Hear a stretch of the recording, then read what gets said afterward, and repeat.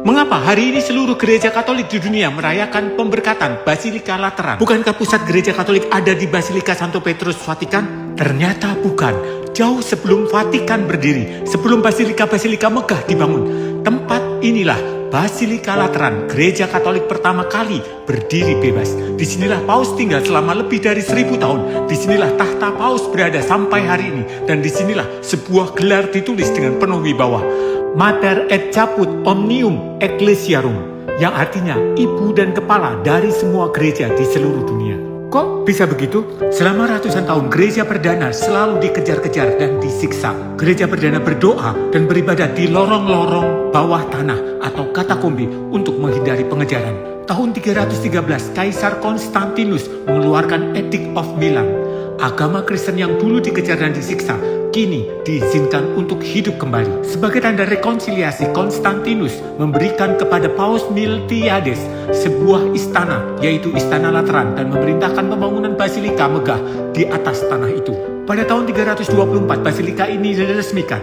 Inilah gereja pertama dalam sejarah setelah kekristenan dilegalkan. Gereja Basilika Lateran memiliki gelar yang tidak dimiliki oleh gereja manapun di dunia ini. Di fasadnya terukir kalimat yang tidak ditemukan di tempat lain di dunia. Omnium Ecclesiarum Mater et Caput, ibu dan kepala dari semua gereja di kota ini dan di seluruh dunia. Mengapa disebut ibu?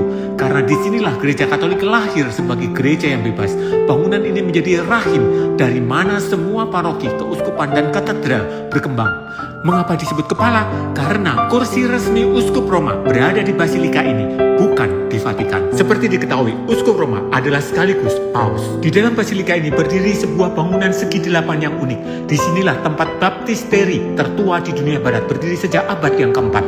Oktagon melambangkan hari ke-8, hari kebangkitan, hari penciptaan baru. Disinilah selama berabad-abad semua penduduk Roma dibaptis, dibangkitkan sebagai manusia baru dalam Kristus. Di bawah siborium altar utama tersimpan relik penting, yaitu bagian kepala dari Santo Petrus dan Santo Paulus. Itulah sebabnya altar ini disediakan hanya untuk paus dengan tulisan Soli Pontifici Maximo. Hanya imam besar, yaitu paus, yang boleh merayakan misa di sini. Apa maknanya buat umat Katolik? 1. Mengingatkan kita bahwa gereja bukan hanya bangunan tetapi keluarga Allah. Kita diajak bertanya, apakah aku mencintai gereja seperti mencintai keluargaku sendiri?